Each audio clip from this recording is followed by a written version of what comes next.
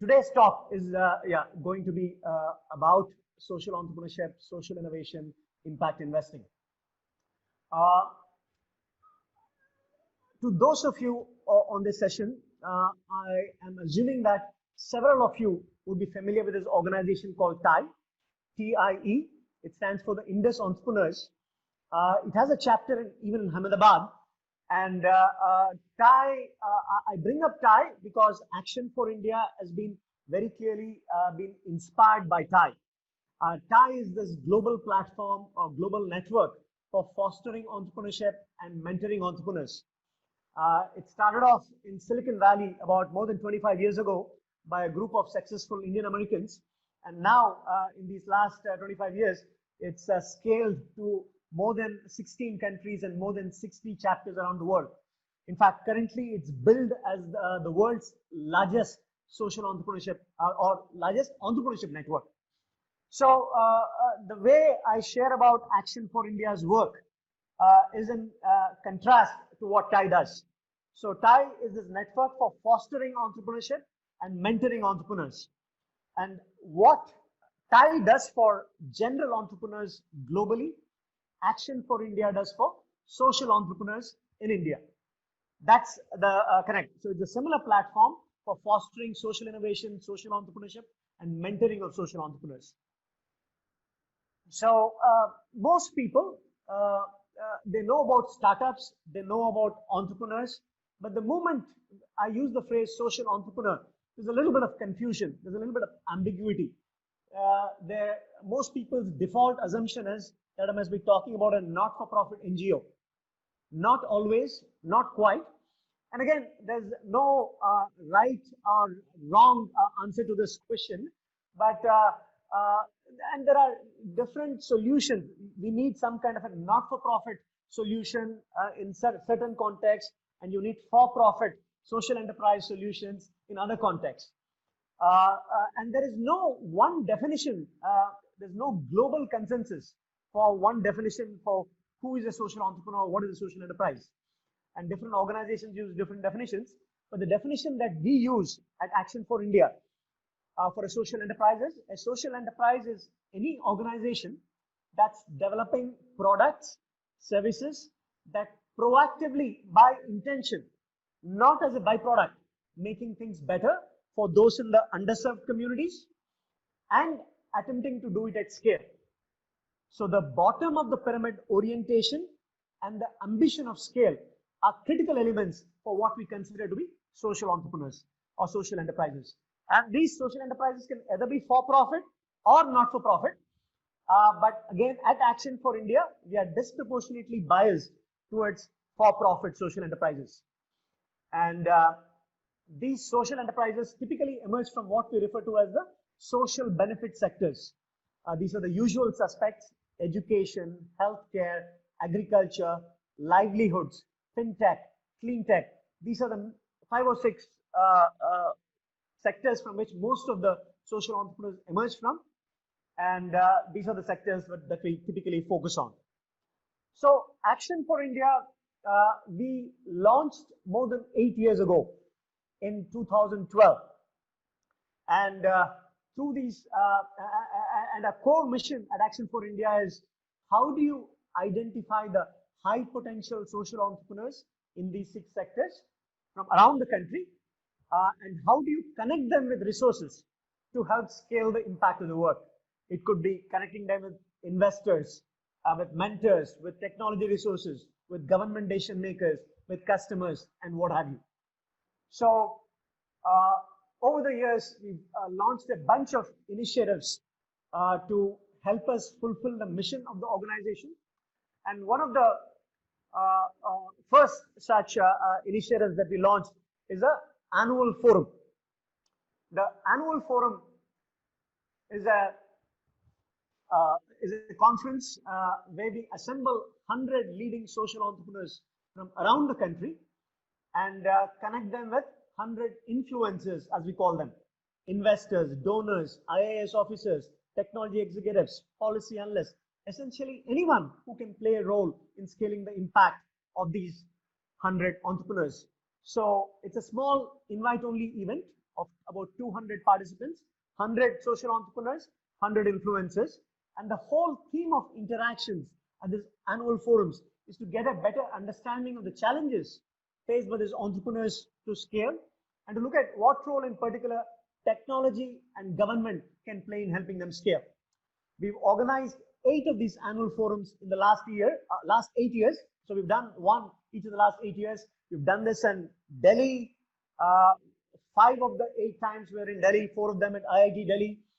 Once we did it in Bangalore about 5 years ago when Nandan and Rohini Nilekani of Infosys hosted us at the Infosys campus.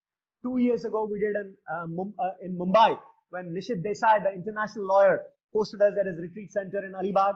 And last year, the Telangana government invited us to bring the forum to Hyderabad. So we did it at the Indian School of Business. And one of the, Hiranmay Mahanta had an opportunity to attend a couple of these annual forums, and he will have a chance to share with you the details of his experience later on.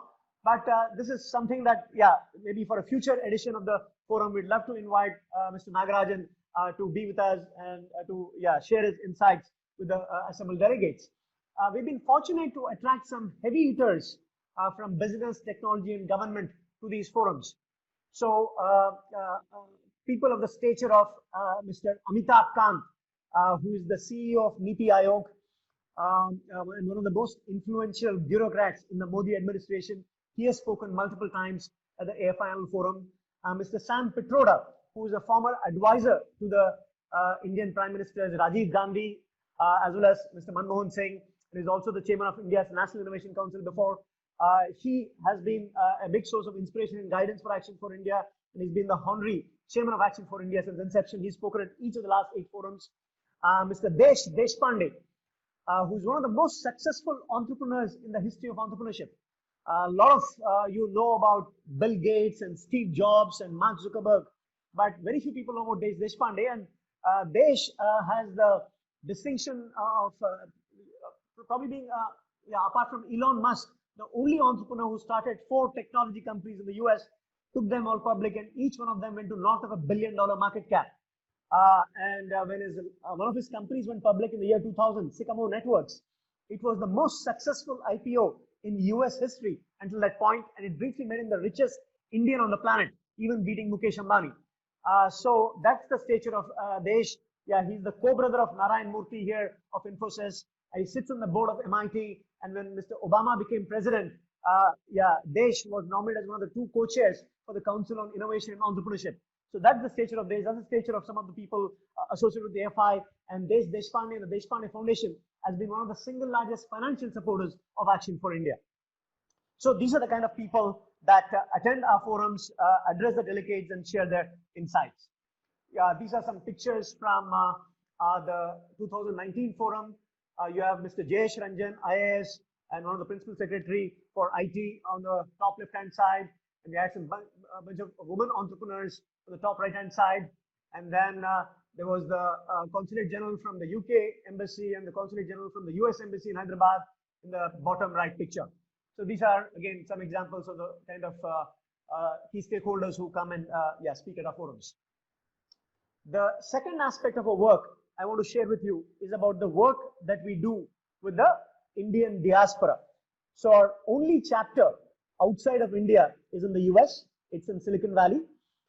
As some of you might know, the Silicon Valley is home to a huge concentration of successful Indian origin entrepreneurs, investors, executives. And several of them have an urge to connect with what's happening back home in India. So recognizing this, we launched our Silicon Valley chapter about 6 years ago. And along the way, we built what's called a Silicon Valley Leadership Circle. So the Leadership Circle has a few professors at Stanford.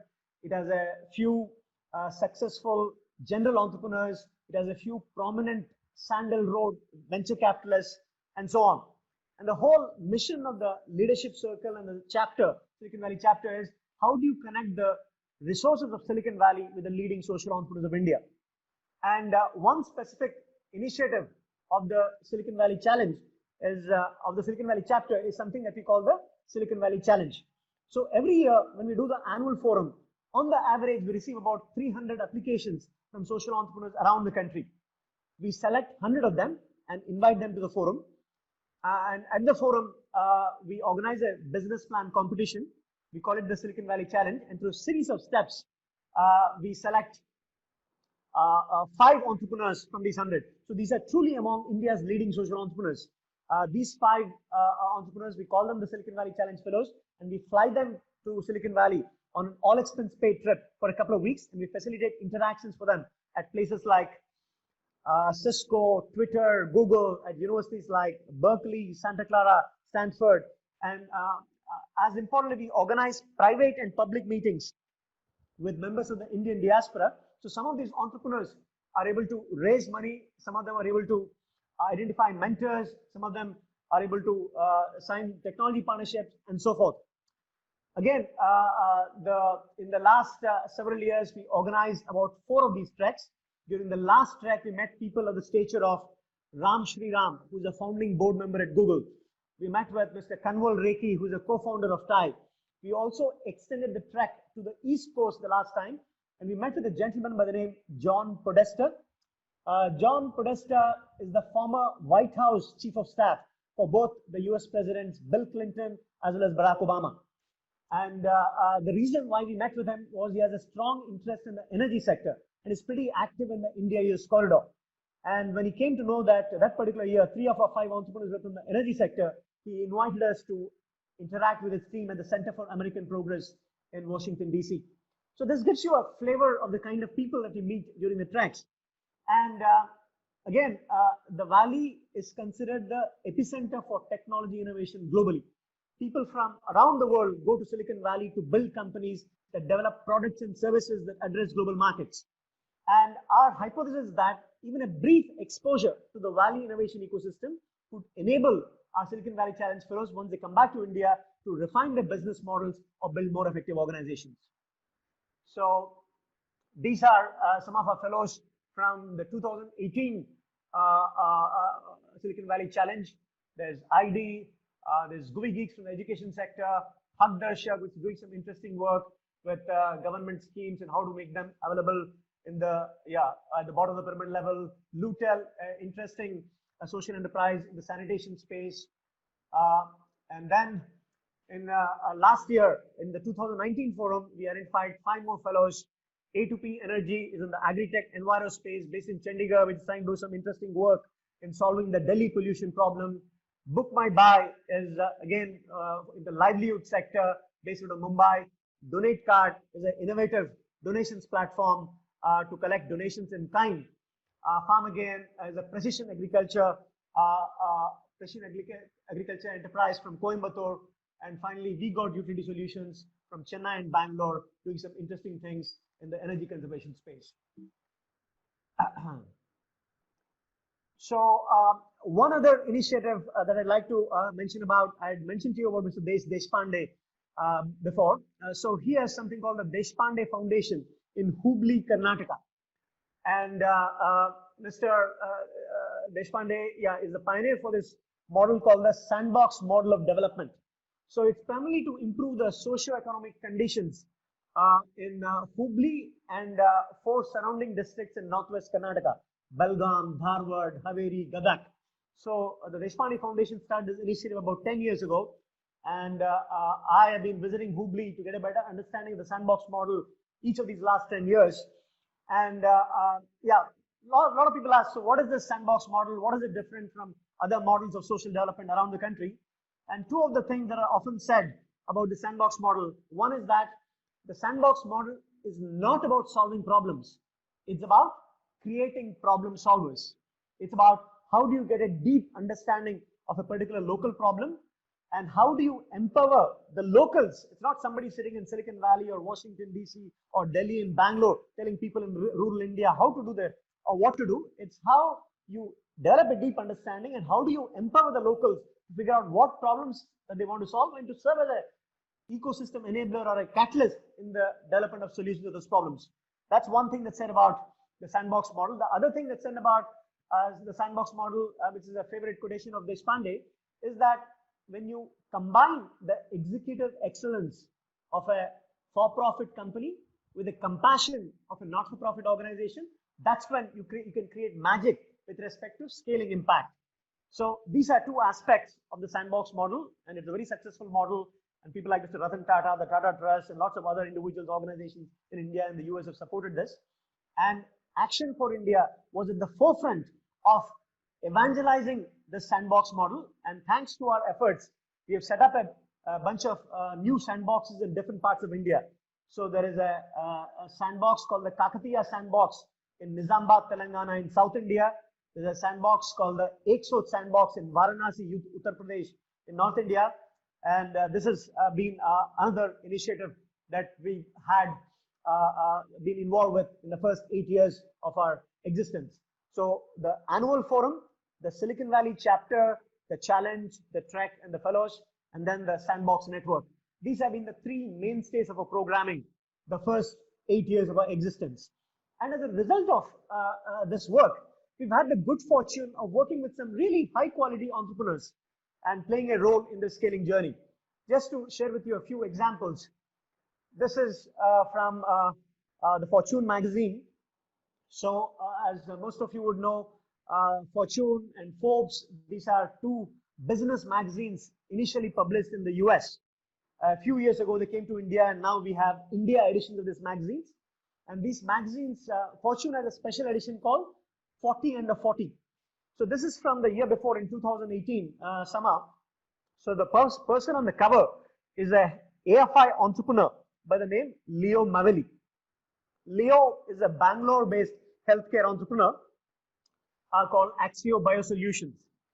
And Leo was one of the first five entrepreneurs that we took to Silicon Valley as part of the Silicon Valley Challenge Trek back in our inaugural trek back in 2014. So Leo's company, Axio Biosolutions, it develops a bandage product, a sophisticated bandage product which staunches blood flow. Some of you might be familiar that India is the accident capital of the world.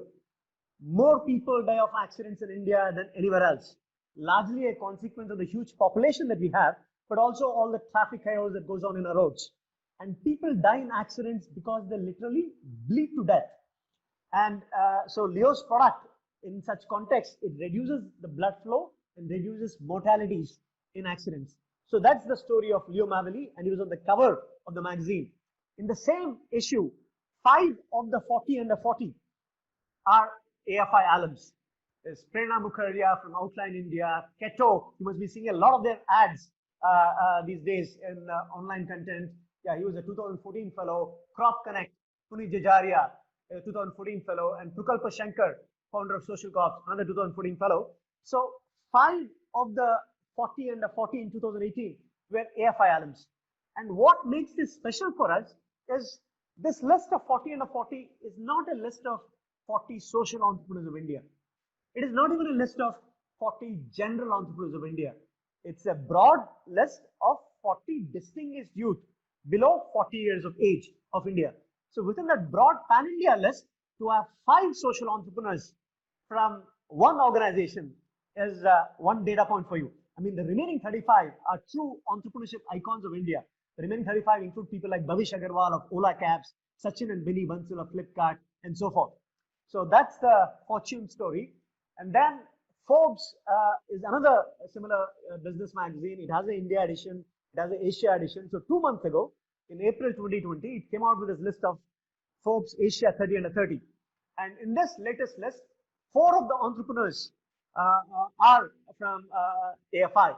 There's Ayushi Mishra from Drona Maps. There's Urban Kisan Vihari Kanukolu, agri-tech entrepreneur. He was a fellow last year. Takachar from Delhi, Vidyut Mohan, and Marut Drones from Hyderabad, Prem Kumar. So both these data points, what they demonstrate to you is that over the last 8 years, we built an infrastructure or a system through which we are able to identify the high potential social entrepreneurs in the early stages of the scaling journeys. And there's value in just giving somebody a pat on the back, recognizing them, giving them an award, and so forth. But what we felt on, realized on deeper reflection is that if you really want to do a more meaningful and purposeful job, I think we should play a more direct role in the scaling journeys of the social entrepreneurs and not just do the recognition bit and stop there. To that end, we've launched two new initiatives this year in Q1 2020. So the first of them is a social entrepreneurship accelerator at IIT Hyderabad, something that's called Asia. So this is an accelerator that's funded by the Government of India, the Department of Science and Technology. So the government has funded us to tune about 1 crore of rupees to work with 30 social enterprises in 3 sectors: education, healthcare, agriculture. And we started the first cohort back in April, 2 months ago, with about 15 entrepreneurs. We'll have the second cohort in September. It'll go on till the end of December. And we have a big, lofty ambition for this accelerator. We want this to be a globally leading social entrepreneurship accelerator, something that could eventually become the go-to destination for any technology-enabled social entrepreneur from around the world who's looking to access emerging markets like India. So that's a big goal. It won't happen overnight. Initially, we'll focus on India-based entrepreneurs and gradually expand our focus to other geographies. The second initiative that we launched earlier this year is the AFI affiliated Impact Investment Fund, 3i Partners. And again, I mentioned to you at the beginning of my talk that the core mission of AFI has been, how do you identify the high potential social entrepreneurs? How do you help scale the impact of the work? And we haven't strayed from that mission in all these 8 years. One key learning from these 8 years of work has been that if you're really serious about helping these entrepreneurs to scale, probably the most important thing, the most consequential thing that we could potentially do for them is to give them access to funding, at least to the deserving subset of the entrepreneurs. The right quantum of funding, the right type of funding at the time when they need it the most. If we somehow deliver on this critical dimension, it's much more likely that they're more receptive to any other intervention that we designed for them. So with this insight, we've launched the Impact Investment Fund. This is all the initiatives that I've talked to you so far come under AFI, the not-for-profit, both in India as well as the US. So we are a Section 8 company in India. We are a 501c3 organization, as it's referred to, in the US. So all these activities that I've shared with you, the forum, the Silicon Valley Challenge, and the Sandbox Network, they all are related to the AFI, the not-for-profit organization. This new initiative, the Impact Investment Fund, 3i Partners, is a for-profit initiative based out of the US. And two of my co-founders are Silicon Valley-based serial tech entrepreneurs. The investment thesis for this fund is to make investments at the intersection of impact and technology. On the impact front, we are looking to make investments in 3 sectors, the same sectors as for the accelerator: education, healthcare, agriculture. And on the technology front, we're looking for elements of big data, analytics, AI, ML, not because they're the latest buzz and hype in the technology domain, but the capital for these initial investments is coming in from high net worth individuals in Silicon Valley. Not just the capital, we plan to tap into the mentor networks and advisory groups in Silicon Valley and have them work closely with the portfolio companies in India to give them a sustainable competitive advantage. That's the hypothesis that we're going in with. And as regards the stage of the companies that we're interested in, we're looking for companies that are beyond the friends and family round of funding and about 12 to 18 months before the first institutional Series A round of funding. So consequently, the ticket size for the checks that we plan to write, the broad range is between $100,000 and $500,000 USD, and the median or the sweet spot is going to be around $250,000 USD. And two of my co-founders for this impact fund are Silicon Valley-based serial tech entrepreneurs. The person on the leftmost is Mr. Kumar Ganapati. He's a fellow IIT Madras alum. He has a PhD in computer engineering. He's been in Silicon Valley for more than 25 years. He's done a bunch of technology startups. 2 of them he was wildly successful at. He was able to sell those 2 companies. He raised about $300 million for those 2 companies. One he sold off to Intel, one he sold off to Western Digital at a combined valuation of $1.3 billion. And so that's a tremendous track record for any tech entrepreneur in the Valley, those kind of exits. And then as the story goes, at the end of his last exit, he had an epiphany of sorts. he was questioning himself, hey, what am I doing making the rich richer in the US? Is there anything that I can do to make a difference on the ground in the impact space in India? So he had a chance to interact with my last cohort of Silicon Valley Challenge Fellows. He was impressed with the quality of those entrepreneurs. And when I shared with him my plans to launch an impact fund, he said, Sanjay, I think I can help you. I'll put in some of my own money into this fund. I'm good at raising capital. There's a lot of guilt capital in Silicon Valley. We can raise money from the HNIs in the Valley. They're looking for credible channels to give back to the countrymen in India. And this could be one such credible channel and so forth. So Kumar currently runs a technology incubator in Los Altos in the Bay Area. And he's built India teams for those portfolio companies, mostly enterprise cloud startups. And so he comes to India once a quarter, to Pune, to Bangalore, to Hyderabad, and he'll be spending a lot more time in India and with AFI. The other gentleman is AGK Karunakaran. Again, at the beginning of the presentation, I talked about TIE. So Mr. AGK, he serves on the board of TIE Silicon Valley. He's the president-elect of TIE Silicon Valley, which is the global mothership for the TIE Global Network. And he's also a serial tech entrepreneur. And I talked to you about my Silicon Valley Challenge Fellows. Each of the 4 times we did the Silicon Valley Challenge trek, AGK was hosting them in the Valley. And he also had a chance to attend 2 of my forums. So he knows AFI well. And so both Kumar and AGK are Silicon Valley based co-founders of the fund and investors in the fund. And I am a co-founder of the fund, and I'll be running the fund based out of Bangalore and Hyderabad. And then the other co-founder is Ravi Mistry, who's the administrative officer at the fund. So about the journey ahead in terms of what we plan to do. So far, in the last 8 years, we've impacted more than 800 social entrepreneurs who've come to each. Several of them have come to at least one of our past 8 forums. And so there's been a lot of impact on some of these entrepreneurs, either in terms of investment, mentor connect, technology connect, and so forth. Moving forward, we want to see if we can pivot to a more focused approach where we work with a smaller number of social entrepreneurs, but much more intensely. You are all familiar with the concept of unicorn in the business world. Unicorn is any startup which has $1 billion valuation. So you want to talk about the concept of impact unicorn. Impact unicorns, it's unlikely they'll receive $1 billion valuation, but they have to meet some basic threshold, both for on the impact front, maybe they touch the 1 million lives, or and also the financial metric, maybe they reach 100 crores in annual revenue target. So these are high quality, high impact organizations essentially. So we want to be able to identify, work with, and create eventually 25 impact unicorns in the next 5 years for the year 2025. That's one of the things that we want to deal with, and we want to make this happen through our advisory services, where we connect these entrepreneurs for their investment rounds. We help them set up advisory boards. We create innovative problem-solving sessions called the huddle sessions, and we connect them with relevant decision makers in government and so forth. And in terms of fundraising, it's not just equity investments. It could be CSR funds. It could be government contracts and so forth. These are the various mechanisms through which we plan to play a more direct role in the scaling journeys of these entrepreneurs.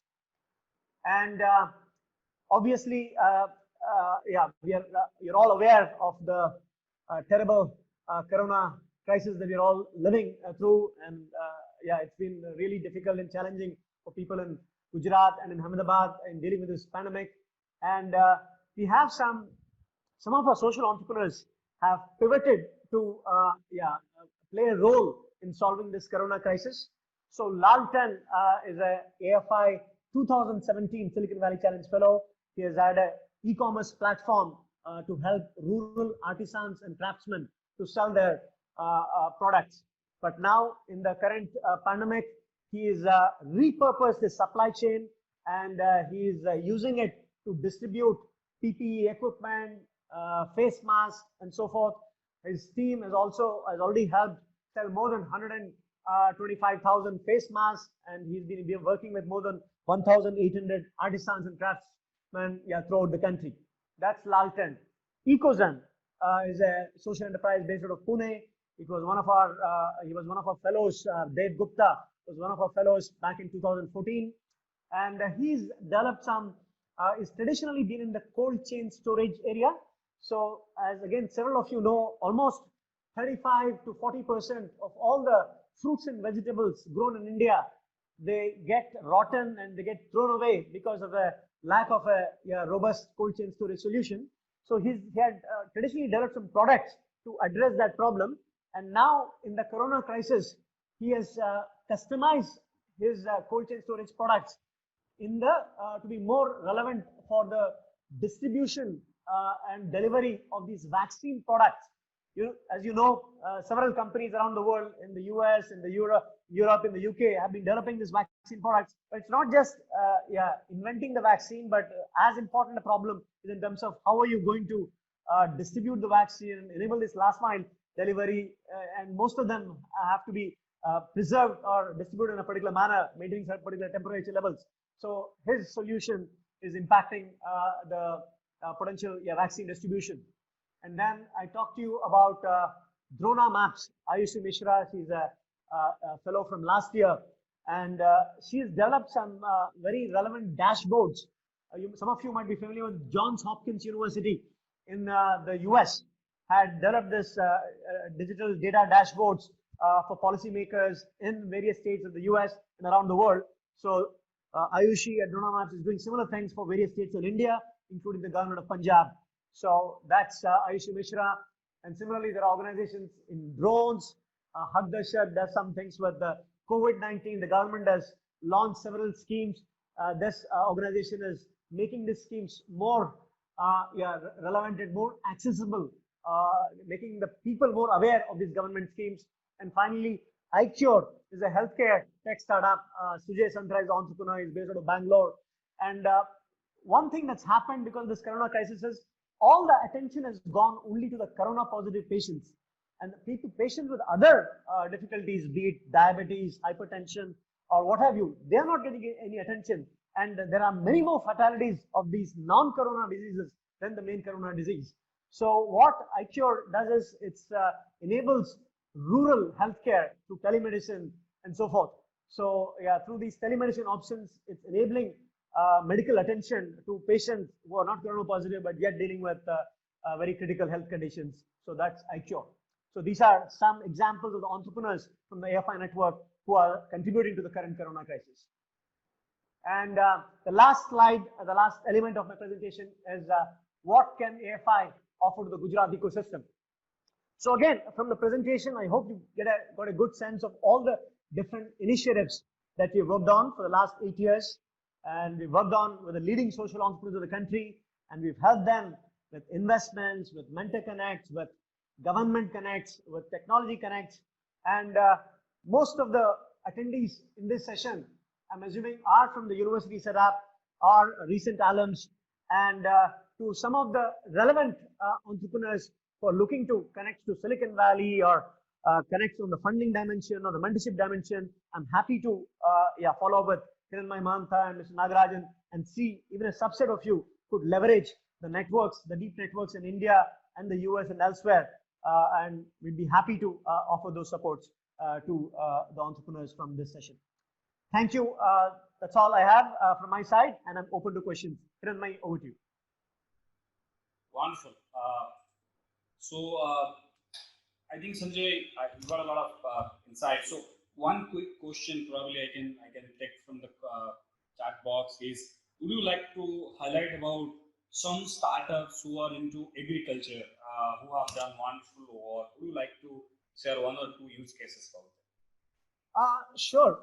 So in agriculture, one of our entrepreneurs is Shashank Kumar.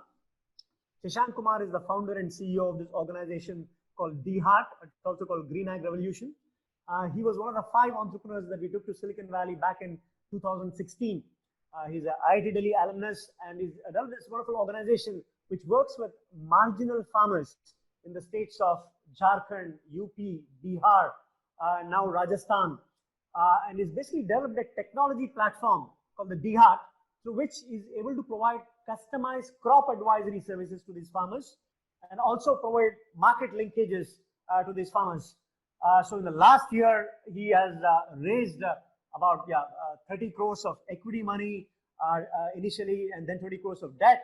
And just in the last 2 months, he did a massive round about $12 million. That's more than 80 crores from Sequoia, India.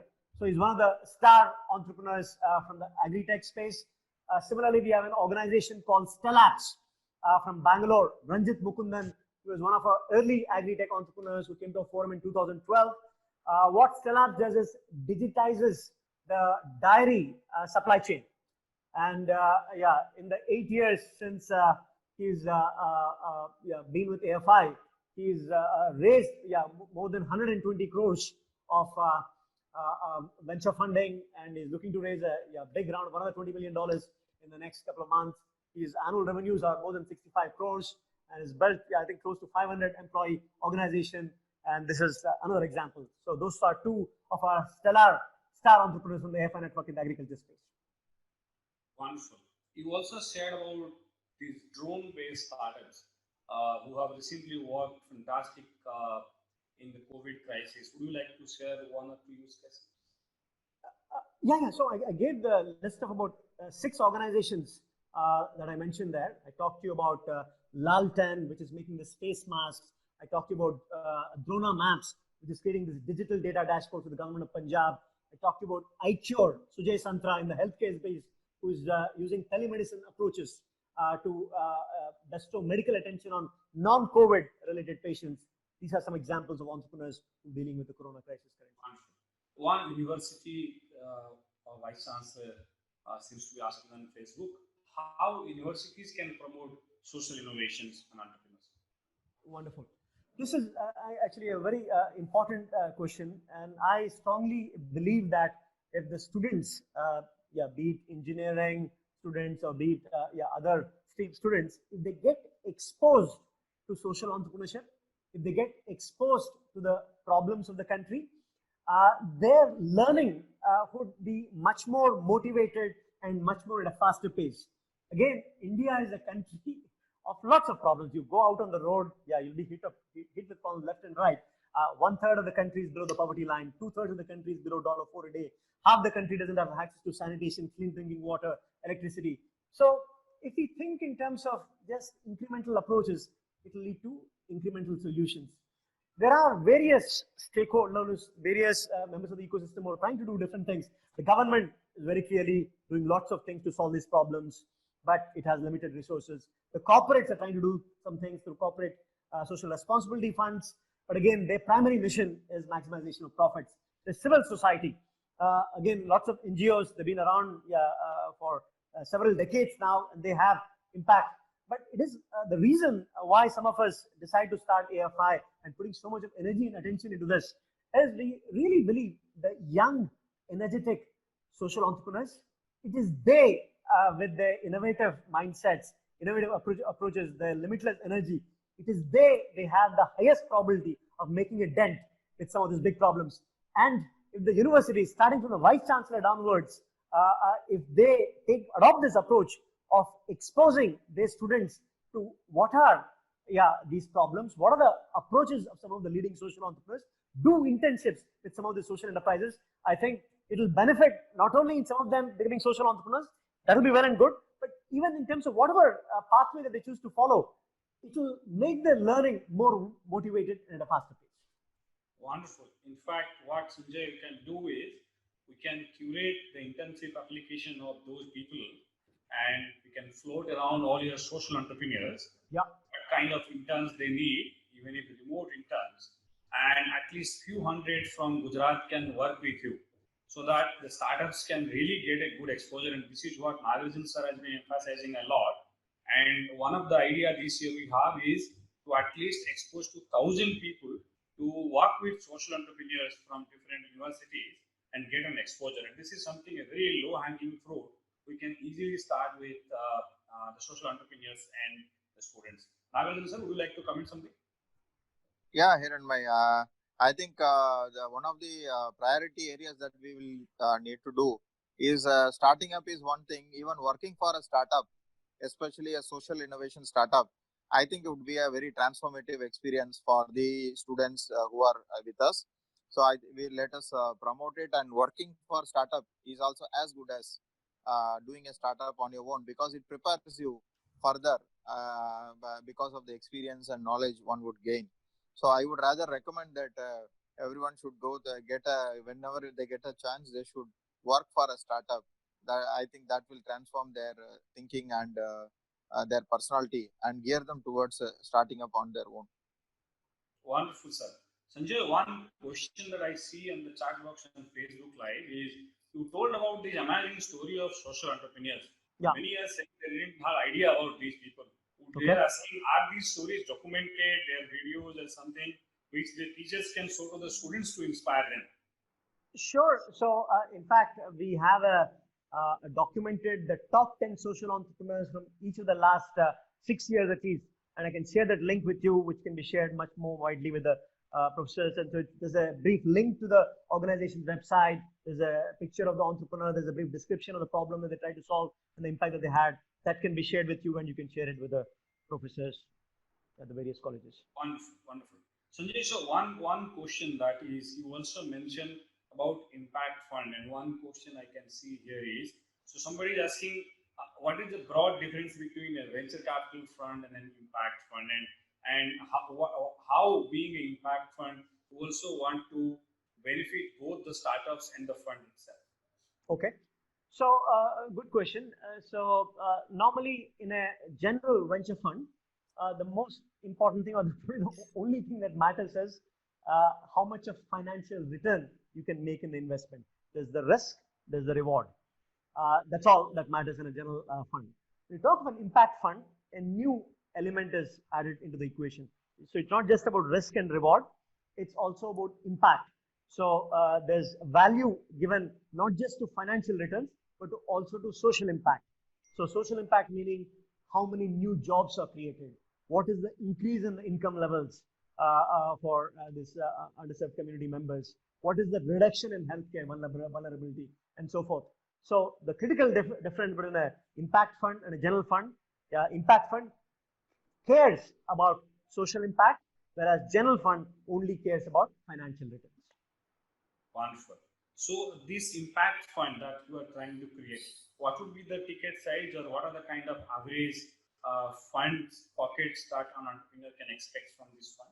Yeah. So again, various funds have various ranges.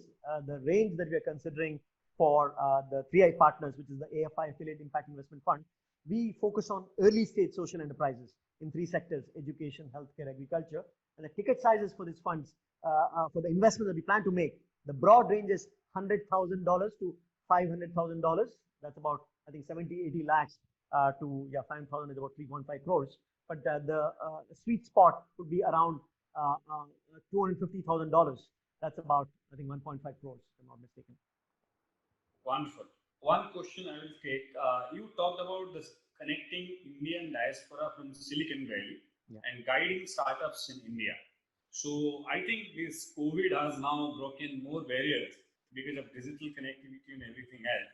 And one of the things probably the Gujarat ecosystem with your social enterprise movement can really leverage is the kind of Indian diaspora back in Delhi and in the East Coast who can really guide these people, because many of these Indian entrepreneurs does not have a broad outlook how they can go forward. Would you like to highlight one case of your startup who has got benefited from this exposure between your Silicon Valley connections and Indian support system that you do? Yeah, so one of our entrepreneurs that I mentioned, Silicon Valley Challenge Fellow from last year, Anil Kumar Reddy, he's the founder and CEO of Donate Cart. So he actually was a student in Nagpur when Raj Jaswa, who was a past president of Thai Silicon Valley, who was also an AFI mentor. He had he had taught Anil Kumar in that course, and since then they've been in touch. And recently, when we had a webinar session with Mr. Raj Jaswa, Anil was also there. And so there are several examples of such Silicon Valley successful entrepreneurs, investors, executives. So it's not necessarily, I told you 3 ways in which some of these mentors can benefit the entrepreneurs. They can invest in them, they can mentor them, they can enable some technology partnerships to be signed up. But just the exposure, Raj Jaswa created a company called Selectica, which had a $5 billion IPO. So just to be involved with somebody like that, it widens your horizons, it inspires you. and just an opportunity to share what you're doing. Sir, am I doing this right? Do you have any other thoughts? Even that minimal interaction can have a huge impact on some of those entrepreneurs. I think that makes a lot of sense, and this is what Nagarjan sir and myself is doing. We are trying to introduce people who have excelled in entrepreneurship to directly talk to these people, and certainly will take your further help in getting this Silicon Valley and Gujarat Valley connection more strengthened through AFI Valley. So Sure. these three loops can really get in going. And in fact, the stories that you mentioned, you have brilliant use cases of agriculture, drones, health, and all. And even if these people talk to our existing entrepreneurs, and I remember we had an idea earlier, we talked with MHRD before that these entrepreneurs should talk to these students at large scale. And this webinar series, the 100 webinar series, is exactly doing that. We have reached more than 1 million students in India by now. Have watched you. For example, today your session is viewed by more than 1,500 people. So I think that way, if you can connect to these innovators and entrepreneurs to inspiring people, it will also be quite phenomenal. In fact, there are many times we have more success stories, but we don't recognize them. For example, Nagarjun Sahib himself has been a social entrepreneur within government. He has made the first taluka digitally enabled. I mean, today we struggle about our Wi-Fi networks, but hardly anybody can believe that he made an entire taluka, a big catchment area, digitally enabled through Wi-Fi a decade before, when the public wireless facility and all this are not there. So I think there are great people in the system who are helping us. So I would like to request Nagarjun sir, would you like to share your experiences on your social intervention using technology? Because one common thing that I can see between what Sanjay is talking and what Nagarjun sir is doing is technology is must, governance is something that we are bringing on the table, and impact is a common factor between both of your intervention. So Nagarjun sir, any comment? Yeah, Hiranmay, I think you touched the sweet spot of why we are all involved into all these things.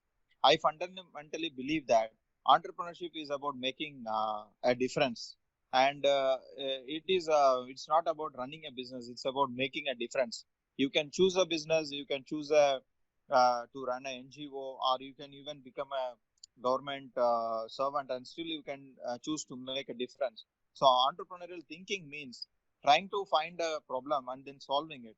So in that sense, I think we should all focus on the solving the right problem and providing an impact, making a difference on people's lives. Money is required in this process. At times, money is a byproduct of this process, but the person who solves the problem also gets benefited in terms of his expansion of horizon. We many times see that if a person succeeds in one project, he goes on to next and next and next, because the probability of him doing a next project successfully increases manifold, because he has already done one venture and he has learned a lot of things. So that way, technology is an enabler, and solving the problem for the society is a very, very key factor, especially in India. And we should never get carried away by very hi-fi things that are published on paper, or things that are just seen on the internet and here and there. There are things that are happening, but there are things that are not seen, but they are making a real change, a real impact on the society. They also run sustainable businesses. In fact, a lot of examples that Mr. Sanjay has done, they are not NGOs, but they are into social change. That is a very, very key factor. You don't need to run an NGO to actually do social impact. You can solve a problem which touches the lives of a lot of people. In this COVID, we have seen that a lot of the ideas which are commercially lucrative, suddenly they could actually pivot themselves to solving a problem that is related to health and COVID and the related impact. And a lot of people even got into serving food to the people, and the supporting the migrants, and taking care of logistics and so many other things. So an entrepreneur fundamentally is always looking for the right problems to solve. And SSIP and iHub is always aiming at igniting that spirit in our students when they are in college, so that by the time they finish college, they are ready for the societal problems. Wonderful. In fact, Sanjay and all other colleagues, just to update you, we recently started a unique flagship initiative called Startup Engage. Last Saturday, the chairperson of iHub and principal secretary, Anju Sharma madam, Nagarjun sir, the collector of Ahmedabad, Mr. K.K. Nirala, and chief manager of iHub and other people decided that they will spare half an hour for every startup to personally mentor. And the startups are coming with their work, their challenges, and senior officers in the government and industry are finding their dedicated Saturday to guide them to learn what they are doing and the challenges that can be mitigated.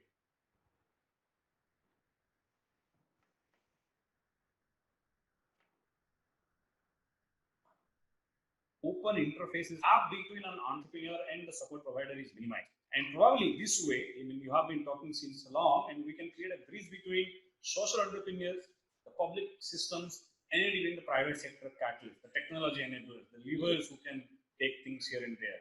So I think these kind of interfaces and interconnections can really help us to take it forward. So Sanjay, one question to you from a principal. The question is, you came back to India, leaving your cushy job to do something for social entrepreneurs. A decade is learned, another decade will come to take this movement to next level. How much satisfied you are? What are your dreams forward? How do you want to see the social entrepreneurship ecosystem getting manifolded like typical for-profit entrepreneurship ecosystem? Great question. Again, yeah, I started this organization about 8 years ago. We launched Action for India in 2012, and it's been a very satisfying journey thus far. And again, when you talk of any career pathway, yeah, there are elements in terms of what is the meaning and purpose component of your job. There is the financial component, and there are the geography component, various things. The most satisfying aspect to my Action for India role has been this opportunity to work with this incredible young, energetic social entrepreneurs who are trying to change the world. Most of them had a chance to say no to cushy jobs in the private sector or abroad, and they are said that no, I want to make a difference. I don't want to belong to the bucket of complainers or people who are indifferent. I actually want to take this problem as an opportunity and make a difference. So to identify them and to support in all possible ways, work alongside them and be a force multiplier to the change that they want to deliver. That's been the most satisfying aspect of my role. Obviously, yeah, in a country like India, our job never ends. We are one organization trying to solve these mega problems, and there are lots of other ecosystem organizations as well. The road ahead is long, and a lot of work still remains to be done. But I'm very much happy, very much satisfied with whatever things that we've done thus far. And we are still in the middle of new plans. I talked to you about creating 25 impact unicorns in the next 5 years. That's a very bold, hairy, audacious goal. And if we deliver that, I think you would have delivered even more impact. So you mentioned about this social entrepreneurship accelerator, which AFI does with Hyderabad to support 30 entrepreneurs, right? So do you think there is a need of, even if not 50-50, but a significant participation of incubators and entrepreneurs in social enterprise space also? Because probably if you look 10, you hardly get one working on social entrepreneurship these days. What's your experience? I think, recently in the last couple of years, there's been an increase in the number of social entrepreneurship incubators and accelerators. Obviously, we need many more such because the problems in the country are so huge. And so the government has taken some baby steps. And I think with the support of organizations like AFI and other ecosystem enablers, once we sensitize the policymakers and the politicians about how building the social entrepreneurship ecosystem and helping grow the impact of social entrepreneurs, that's a win-win for the country as well as for the entrepreneur. So it'd be great to see more number of these incubators and accelerators. Wonderful.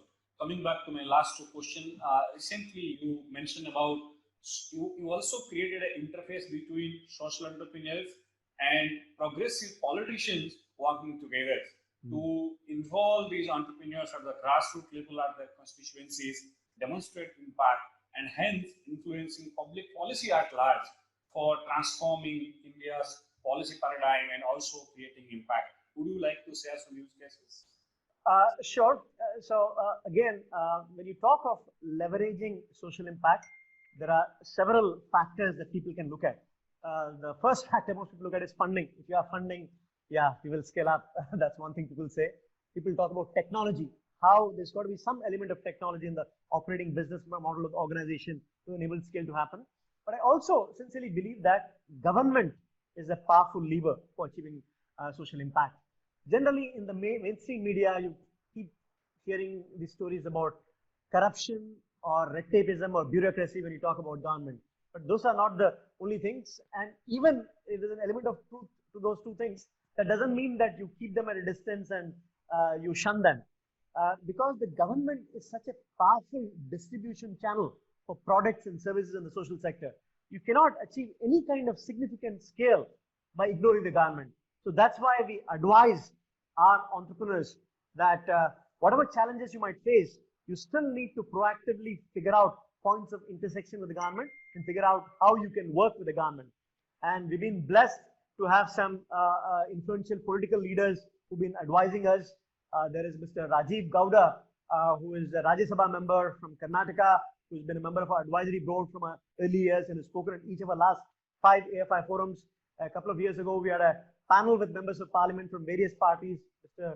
Vijay Panda, Mrs. Lekhi from the BJP in Delhi, and Mr. Rajiv Gowda. Last year, we had a young member of parliament, Lok Sabha from Andhra Pradesh, Mr. Krishna Lavu. And what we want to do, in these interactions with members of parliament and entrepreneurs, we want to expose the members of parliament to the state of the art of social innovation that they get exposed to by interacting with these entrepreneurs. And the entrepreneurs, by interacting with these members of parliament, they would get to form relationships with these members of parliament. And they would also get a sense in terms of what is it that they can ask or cannot ask, what is doable, not doable by the government. So I think this would be a win-win interaction, and I'd like to facilitate most of the interactions in the future.